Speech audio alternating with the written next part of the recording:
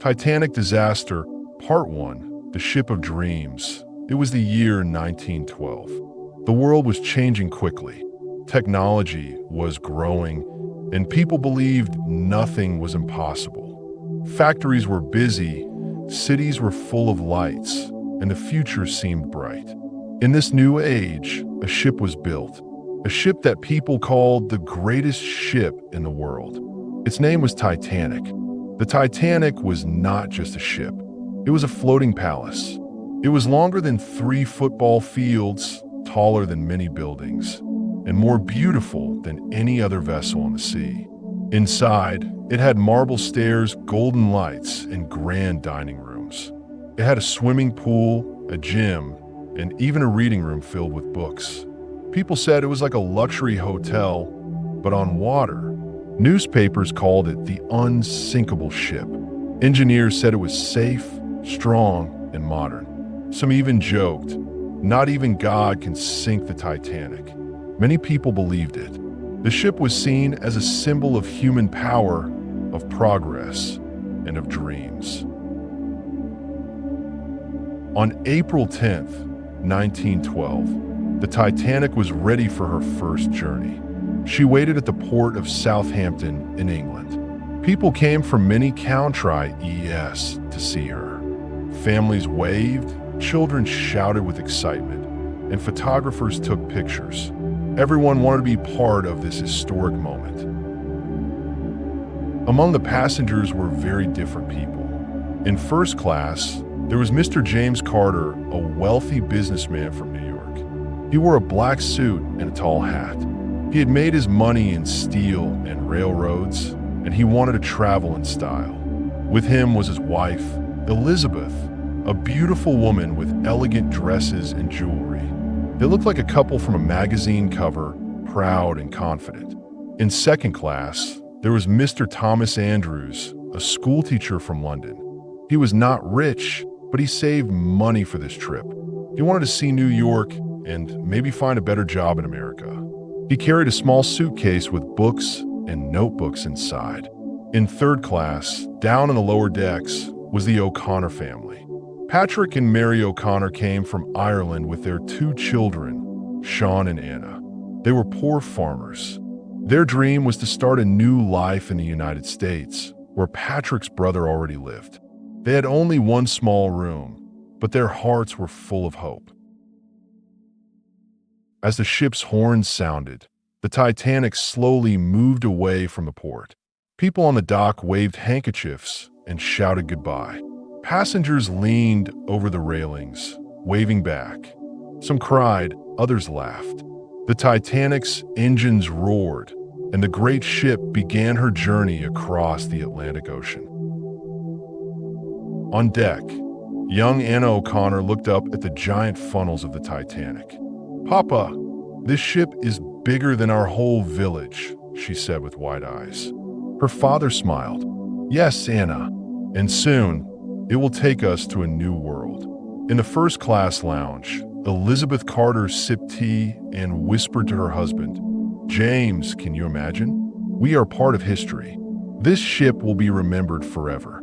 James nodded proudly. "Yes, Elizabeth, this is the future.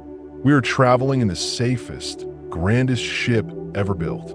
The ship sailed into the open sea. The journey had begun. Nobody knew that in just a few days, dreams would turn into nightmares, and the Titanic would become a name the world would never forget. Titanic Disaster, Part 2, Life on Board. Morning came with soft light on the sea. The Titanic moved like a quiet city across the water. Seagulls followed for a while, then turned back toward land. The sky was clear and blue. A thin wind touched the decks and made the flags wave gently. In first class, James and Elizabeth Carter ate breakfast in a bright dining room with tall windows. Silver spoons shone on white tablecloths. Waiters moved like dancers, carrying hot tea and fresh bread. "This coffee is perfect," Elizabeth said with a smile. James looked around the room. "Everything here is perfect. This ship will change travel forever. Elizabeth nodded. I feel safe here. I feel important. James laughed softly. We are important, my dear. In second class, Mr. Thomas Andrews sat near a window with a simple plate of eggs and toast. He took a small notebook from his pocket. He wrote a few sentences about the ship, the people, and the view. He liked to watch faces and guess their stories. A man at the next table asked, "First time crossing the ocean?" "Yes," Thomas said. "I'm a teacher. I hope to find a school in New York." "Good luck," the man replied. "America needs teachers." Far below, in third class, Patrick and Mary O'Connor shared bread and jam with their children. The room was crowded but friendly. People spoke in different accents: Irish, Italian, Swedish, and more. Someone played a small accordion. "Can we go outside after breakfast?" Anna asked. Mary tied a ribbon in Anna's hair. "Yes, little star. We will walk on the deck." Sean held a wooden toy boat. "I want to see the big ocean again." On deck, the air smelled of salt and cold. The ship's long promenade stretched like a road. People walked slowly, enjoying the view. Children ran and then stopped when a steward lifted a finger with a kind warning. James and Elizabeth stood by the railing. "Look at the color of the water," Elizabeth said. "Deep blue. It never ends."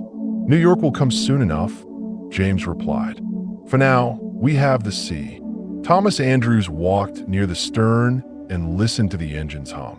He liked the steady rhythm. It was like a giant heart beating under his feet. He saw a young boy staring at the lifeboats. "Hello there," Thomas said. "Do you like ships?" The boy, Sean, nodded. "This ship is the biggest. My toy boat is small." Thomas smiled. "Small boats are important too. They can save lives." Sean looked at him with bright eyes. "Save lives?" Thomas nodded. "Yes, every boat has a job." Later, Thomas met the O'Connor family again in a quiet corner near the rail. He showed Sean how to read some words on a safety poster. Boat, life, sea, help. Mary thanked him. "You are very kind, sir." "It is nothing," Thomas said. "I like helping children learn." Patrick shook his hand. "If you ever visit our farm in America, you will eat the best bread and butter in the world." Thomas laughed. "Then I must visit." In the afternoon, music filled the first-class lounge. A violin sang a sweet melody. Elizabeth closed her eyes to listen. "Beautiful," she whispered.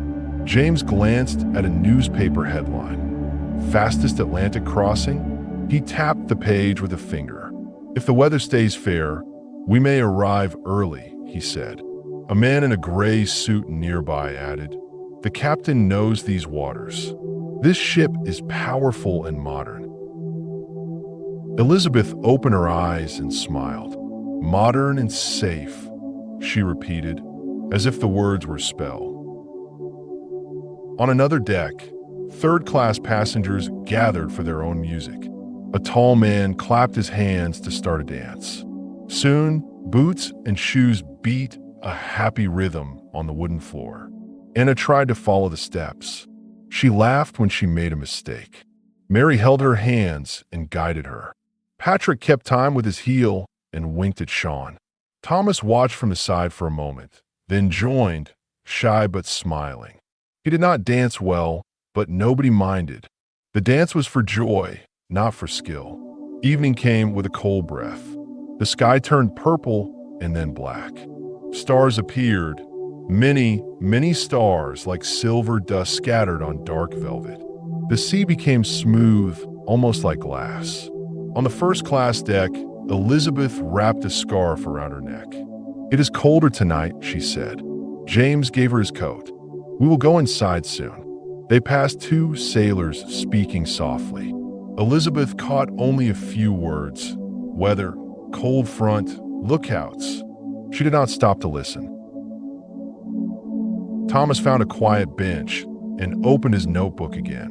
He wrote about the O'Connors, about the dance, about the great dark sea. He also wrote a single line to himself: "Calm sea, colder air." He underlined the words twice. He did not know why. In the radio room, far from the music and the stars, wires buzzed with messages.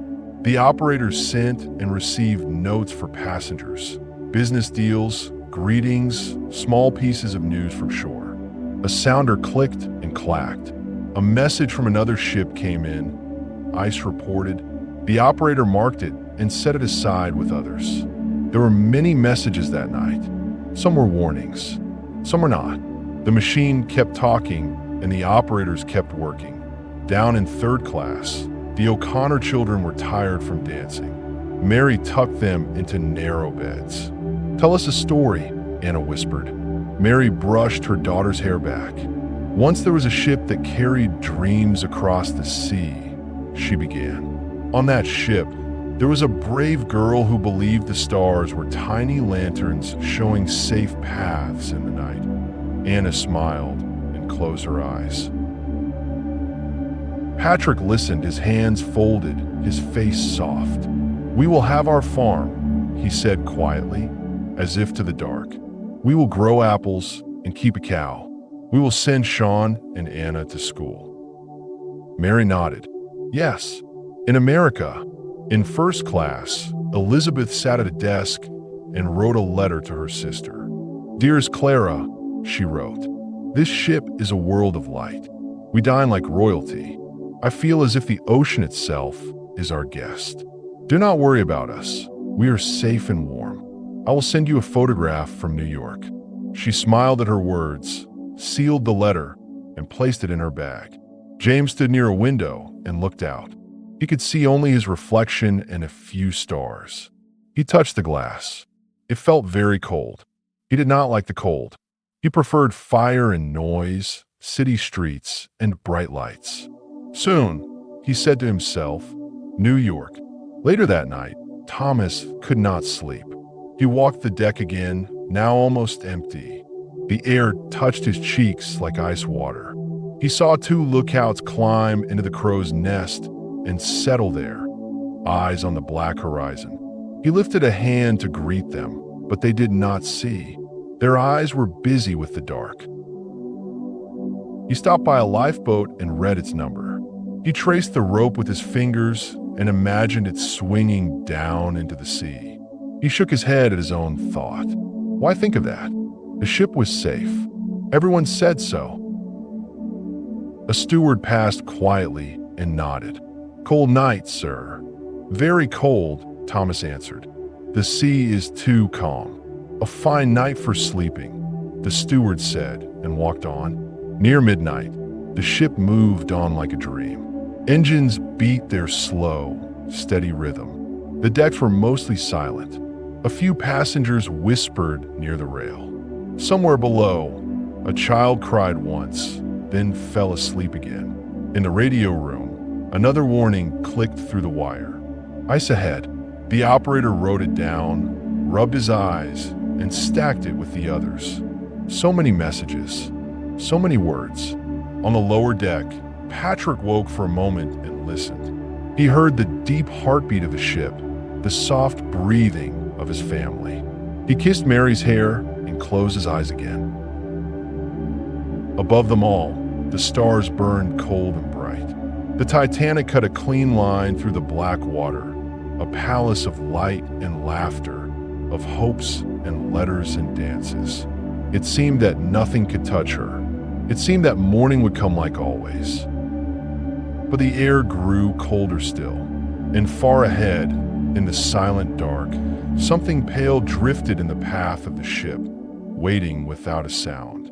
Night grew deeper. The ship's lights shone like a necklace of gold on the dark water. Smoke curled from the funnels, carried away by the wind. The air was sharp, colder than before. Every breath felt thin and icy. Up in the crow's nest, two lookouts stood with scarves wrapped around their faces. Their eyes searched the horizon. The sea was calm, too calm. No waves broke against the sides of the ship. The surface looked like black glass. One lookout whispered, "I do not like this silence." The other nodded. "It hides things. Ice, maybe. They wished they had binoculars, but none had been given. So they used only their eyes, tired but careful. On the bridge, officers stood near the wheel. They spoke quietly. Speed is steady, 22 knots. The captain wants us to keep schedule, one officer said. Some believe we might even set a record. Another officer frowned. Still, the night is dangerous. Too cold, too dark. He looked out at the sea. He saw nothing but black, nothing but stars above. In first class, James and Elizabeth Carter were finishing a late dinner. Laughter and the sound of glasses filled the room. A man told a joke about businessmen in New York, and everyone laughed. Elizabeth leaned closer to James. This feels like another world. Music, light, warmth. Outside is only cold and dark, but here it feels like we are safe in heaven. James nodded. We are safe, Elizabeth. This ship is the strongest thing on the ocean. In second class, Thomas Andrews closed his notebook. He had written about the cold air and the still sea. Something in his heart felt uneasy, though he could not say why. He walked the deck, hands in his pockets, and saw his breath in the air. Too cold, he whispered. Something is wrong. Down in third class, the O'Connor family lay in their bunks. Patrick snored softly, tired from the long day. Mary whispered a prayer, thanking God for this chance at a new life. Anna dreamed of New York streets full of horses and shops. Sean clutched his toy boat and smiled in his sleep. At 11:40 p.m., the lookouts suddenly froze. In the distance, a pale shadow rose from the black water. It was huge, white, and silent. An iceberg. Iceberg right ahead, one shouted. He rang the bell 3 times and grabbed the phone to the bridge. On the bridge, the officer heard the words. His blood turned cold. Hard a starboard, he shouted. The wheel turned. The engines roared backward. The Titanic began to turn, but the iceberg was too close. Too close. Seconds later, a sound like tearing metal filled the night. The side of the ship scraped against the iceberg. Ice broke and fell onto the deck like stones. Passengers looked around, confused. Some felt only a small vibration, like a train stopping. What was that? Elizabeth asked. James smiled, though his face was pale. Nothing serious, my dear. Perhaps just a small bump. But deep below, in the bowels of the ship, water rushed in. It poured through broken steel plates into 6 compartments. Engineers lit lamps and shouted orders. They saw the truth. The Titanic was wounded. Water rose quickly around their boots. One man shook his head. She cannot stay afloat with this damage. Not for long. On the bridge, the captain was called. He listened, silent, then spoke in a low voice. She will sink. His words were heavy as stone. He ordered the lifeboats prepared. But above, in the bright dining rooms and warm cabins, most passengers laughed, talked, and played music.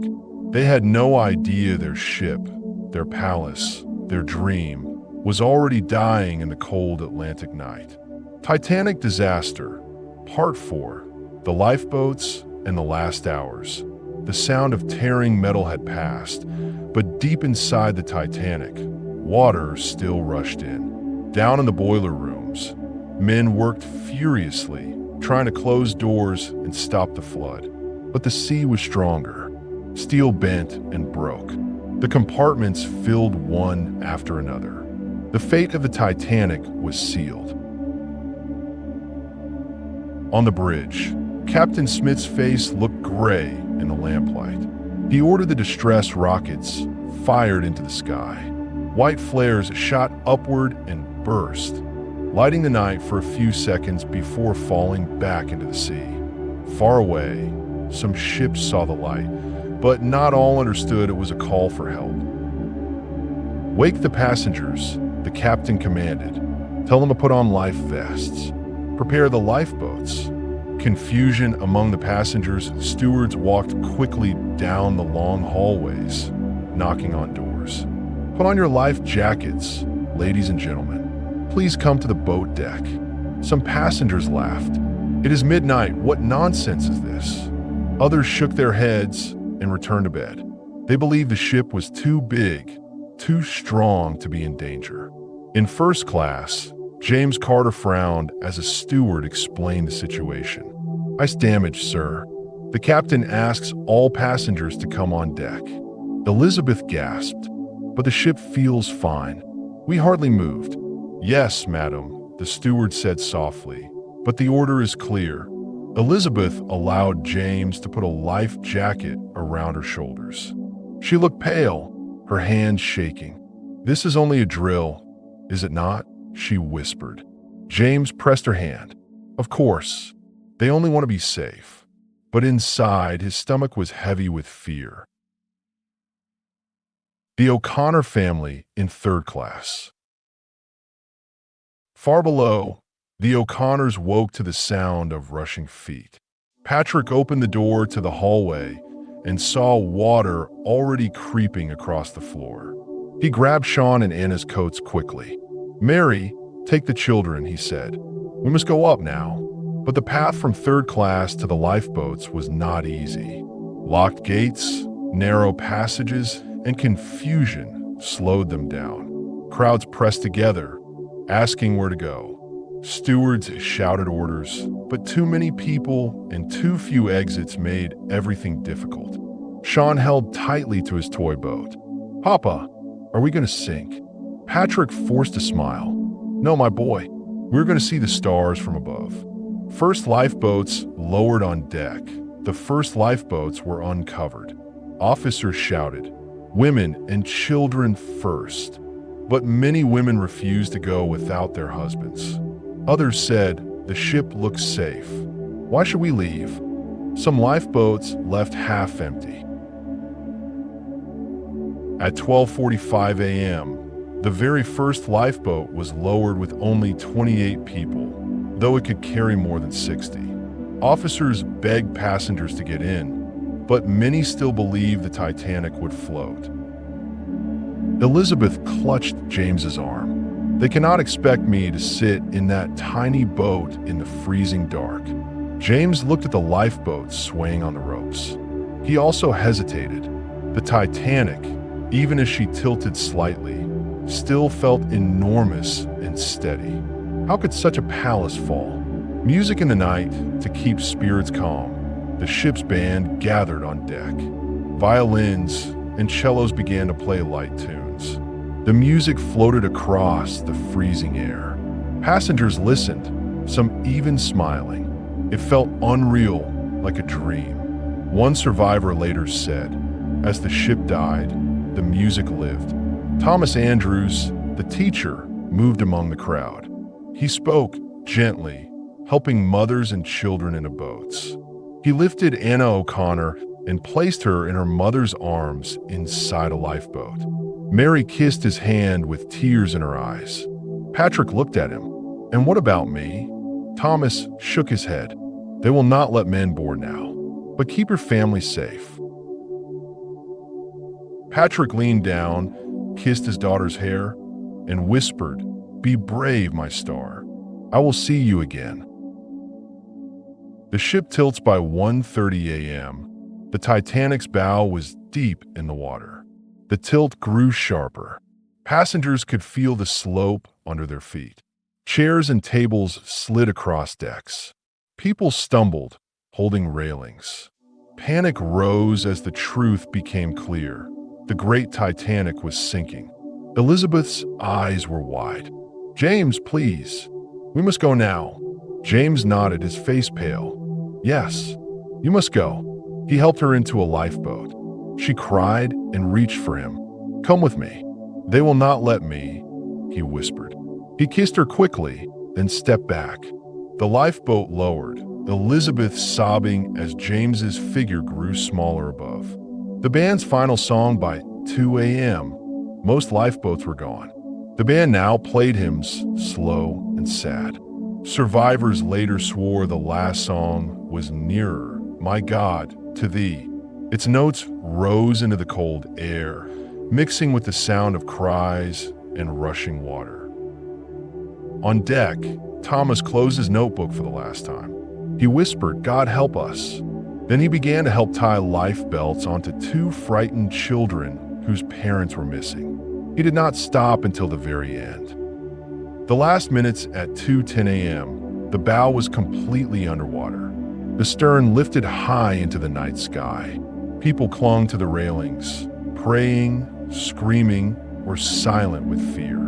Some jumped into the Black Sea below, their cries cut short by the freezing water. The lights flickered, then went out forever. Darkness swallowed the ship.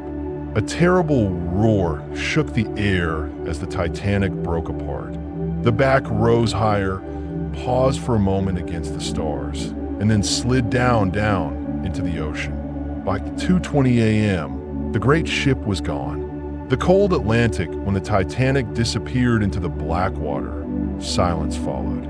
For a moment, the ocean was calm, as if nothing had happened. Then the cries began. Hundreds of people were in the freezing water, shouting, calling for help, gasping for breath. The sea was -2 degrees Celsius. Within minutes, fingers grew stiff, legs stopped moving, and voices grew weak. In the lifeboats, survivors listened, their faces pale. Some begged the crew to turn back. "We must save them," mothers cried. But officers feared the boats would be overturned by desperate swimmers. Only a few boats later returned.